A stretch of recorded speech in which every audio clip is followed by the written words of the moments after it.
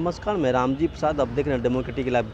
जिस तरह से चुनाव परिणाम संपन्न हो चुके हैं, तो वहीं एनडीए गठबंधन को पूर्ण बहुमत आए हैं। वहीं इस बार बीजेपी बिहार में बड़ी पार्टी बनकर उभरी है, तो वहीं इस बार जदयू का जनता थोड़ा सा घटता हुआ नजर आ रहा है। वहीं बीजेपी के प्रदेश प्रवक्ता अखिलेश सिंह ने सीधे और साफ तौर पर इशारा करते हुए कहा है कि देखिए, हमें जनता ने जनादेश दिया है और सभी को अपने अपने कार्य करने का आदेश दिया। और साथ यह भी कहा है कि मैं जनता के निर्णय का स्वागत करता हूं। मैं जिस तरह से पहले सरकार चल रही थी और जनता में साफ सुथरा हमारे सरकार की छवि थी, मैं उसी तरह से उस सरकार को दोबारा आगे बनाने का काम करूं। और हमारे मुख्यमंत्री के चेहरा नीतीश कुमार ही थे और आगे भी वही रहेंगे। आइए हमारे साथ बात करने मौजूद, आइए उनसे बात करते हैं। एक तो हम बिहार की जनता को धन्यवाद करना चाहेंगे कि उसने सूझबूझ के साथ निर्णय लिया और हमें फिर से अवसर दिया है। और मैं ये कहना चाहूँगा कि इसमें न किसी की जीत हुई है, न किसी की हार हुई है। जनता ने सबके लिए काम बांटा है। किसी को सरकार में भेज करके उनको प्रशासन चलाने और फिर जनता की सेवा करने का अवसर दिया है, तो किसी को विपक्ष में बैठ करके और उसकी निगरानी करने का अवसर दिया। और इसलिए मैं कहना चाहता हूं कि न किसी की जीत है, न किसी की हार है। सभी राजनीतिक दलों के लिए जनता ने कुछ न कुछ जिम्मेदारी तय की है और वो जिम्मेदारी के निभाने का आदेश दिया है। और मैं समझता हूं कि सभी राजनीतिक दलों को इस जिम्मेदारी का निर्वहन करना चाहिए। मुख्यमंत्री हमारे घोषित हैं। हमारे राष्ट्रीय अध्यक्ष, राष्ट्रीय नेताओं ने मुख्यमंत्री का नाम घोषित किया था, वही हमारे मुख्यमंत्री हैं। नया कुछ भी कहने के लिए नहीं है और इसलिए मुख्यमंत्री का नाम घोषित है नीतीश कुमार ही बिहार के। देखिए, हमने गठबंधन युग का प्रारंभ किया और गठबंधन युग को सफलतापूर्वक हमने चलाया।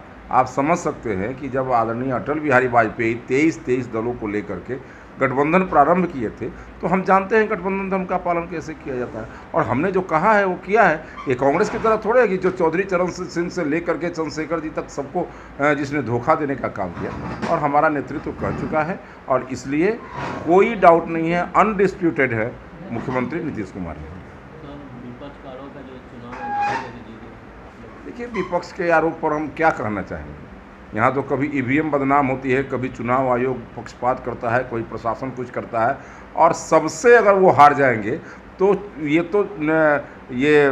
कोर्ट पर भी ये आरोप लगाना शुरू करते हैं।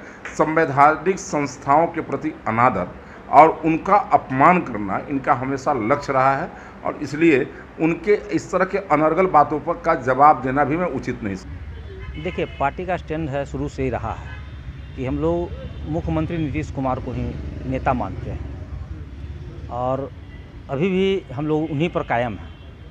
लेकिन उनका अपना विवेक है कि जिस तरह से हमेशा उनको भाजपा समर्थन करके मुख्यमंत्री बनाया है, अब उनका अपना दायित्व होता है कि जो सीट भाजपा को अधिक हुआ है और बिहार मुख्यमंत्री के यानी नीतीश कुमार के खिलाफ में थे, तो मेरा व्यक्तिगत मानना है कि ऐसा नीतीश कुमार को करना चाहिए, माननीय मुख्यमंत्री जी को, कि भाजपा का मुख्यमंत्री हो और वो पीछे से समर्थन प्राप्त करें।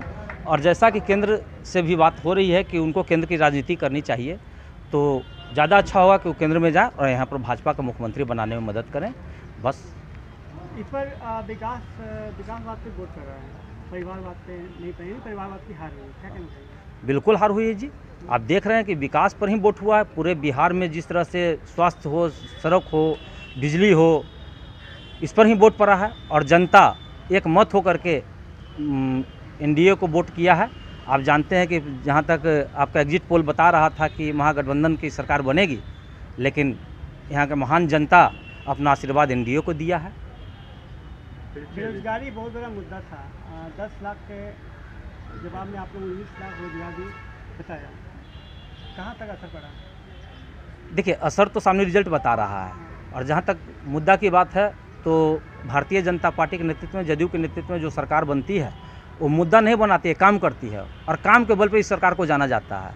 इसलिए मेरा मानना है कि सरकार, अगर नीतीश कुमार और सुशील कुमार मोदी जी अगर ये बोले हैं तो ज़रूर पूरा करेंगे और पूरा किए हैं, आप जानते हैं, इसलिए पूरा करेंगे।